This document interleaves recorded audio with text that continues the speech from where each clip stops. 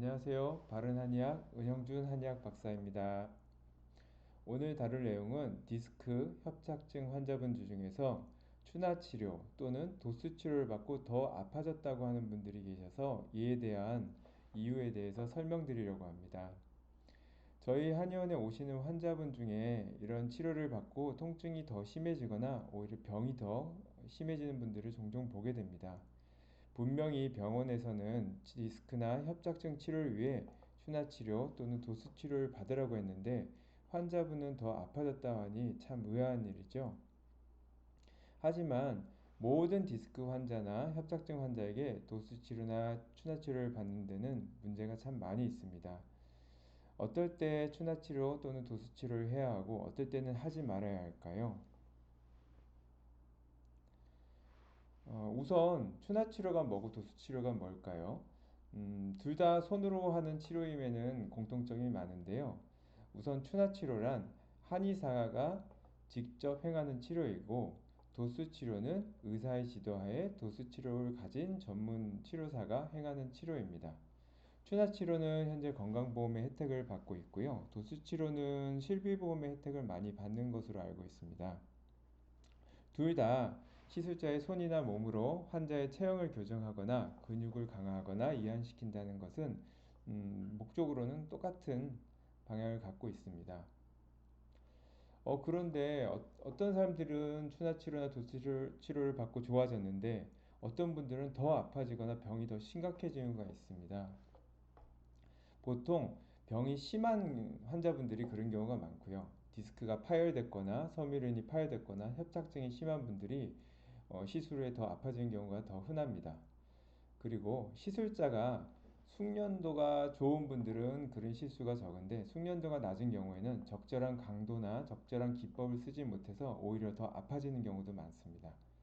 그리고 시술자의 잘못도 아닌데 환자분이 집에서 생활관리를 잘못함으로써 아파진 것을 추나나 도수 치료로 인해서 생겼다고 오해하시는 경우도 종종 있습니다. 자, 그렇다면 추나나 도수 치료를 피해야 할 사람은 어떤 특징들을 가지고 있을까요? 보통은 팔다리가 저립니다. 목 디스크는 팔이 저리거나 시리거나 아프고 다리가 저리거나 허리 디스크는 다리가 저리거나 시리거나 아픕니다. 또는 기침만 해도 허리나 목에 통증이 생기고 동작만 바꿔도 통증이 쉽게 와서 앉거나 서기 힘들고 또는 도수치료나 추나치료 후에 통증이 증가하거나 아니면 치료 도중에도 통증이 증가하는 경우에는 도수치료, 추나치료를 피하는 것이 좋습니다.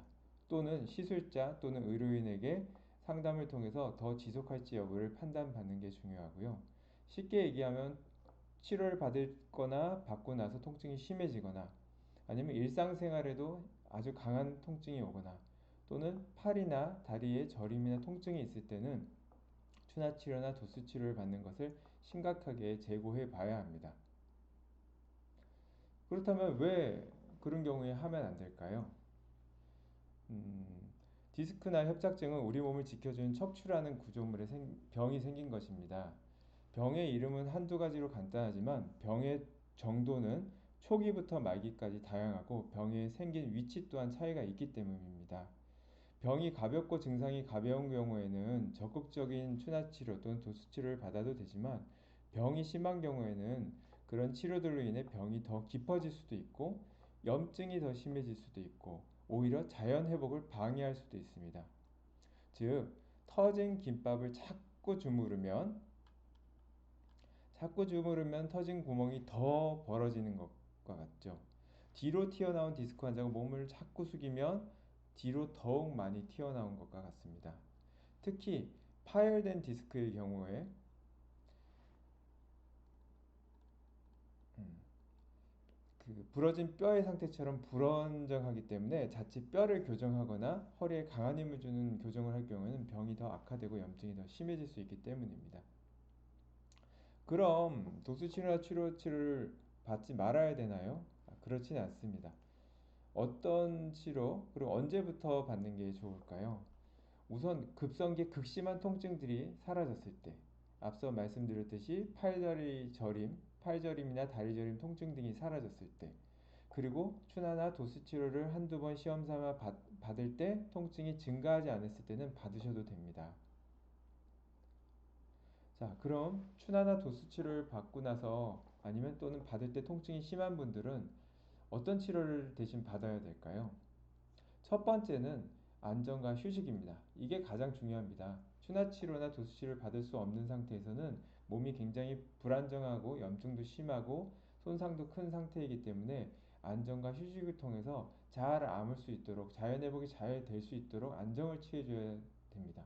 부러진 뼈가 잘 붙기 위해서 제일 중요한 거는 격렬한 운동도 아닌 기부스를 통해서 안정을 취하는 것과 똑같은 원리입니다. 그 외에 양방 치료로는 약물 치료, 진통소염제와 같은 약물 치료 또는 신경차단술과 같은 시술 또는 물리치료 등이 필요하고 한방 치료로는 한약 치료, 봉약침 치료, 침 치료 등이 필요합니다. 어, 나 분명히 받지 말아야 될 증상 같은데 받고 나서도 아픈데 그럼에도 불구하고 병원에서 추나나 도수 치료를 받으러 가는 경우가 있습니다. 환자분들은 잘 모르시기 때문에 병원에 시키는 대로 할 수밖에 없는데 난 분명히 더 아픈데 왜 받으라고 할까? 그럴 땐 몇 가지 원인이 있습니다. 명현 반응, 즉 몸이 교정 치료에 적응하는 과정에서 통증이 일시적으로 증가하는 반응일 수도 있기 때문입니다. 처음이나 아니면 세 번째까지 치료 후에는 통증이 좀 증가할 수 있는데 그런 것들을 명현 반응이라고 합니다. 하지만 세 번, 네 번, 다섯 번, 여섯 번 매번 치료를 받을 때마다 통증이 심하고 통증을 받은 뒤에도 점점 증상이 심해진다면 그것은 명현 반응이 아니니 치료를 중단하셔야 됩니다. 돈독 좀 이제 재미삼아 올린 건데요. 아주 극히 드문 경우지만 치료가 적합하지 않음에도 불구하고 병원의 매출을 위해 한의원의 매출을 위해 무리하게 권하는 경우도 있습니다. 흔치 않으니 의사의 한의사의 양심을 믿어보십시오.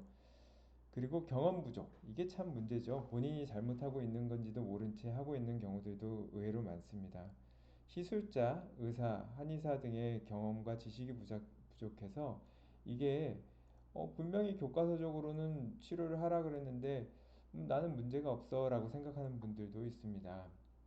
하지만 경험이 많은 의사라면 한의사라면 그런 것들을 즉각 캐치할 수 있었을 것입니다. 자, 오늘 뭐 두서없이 얘기를 했는데요. 도수치료, 추나치료는 굉장히 중요한 치료이기도 하지만 자칫 몸을 해칠 수 있는 치료입니다. 환자분께서도 치료를 받을 때 이거 당연히 아픈 건가 보지 하고 꼭 참지 마시고 시술자분들, 의사, 한의사분들께 나는 치료를 받고 더 아파졌는데 이게 옳은 반응인가요? 하고 꼭 물어보시면 좋겠습니다. 나는 계속 점점 더 나빠지는데 시술자나 의사나 환자가 계속적인 치료를 권유한다면 혹시 모르니 대학병원급의 다른 병원에서 한두 군데 병원에서 이렇게 상담을 좀 받아보시기 바랍니다. 이상 바른한의학 은영준 한의학 박사입니다.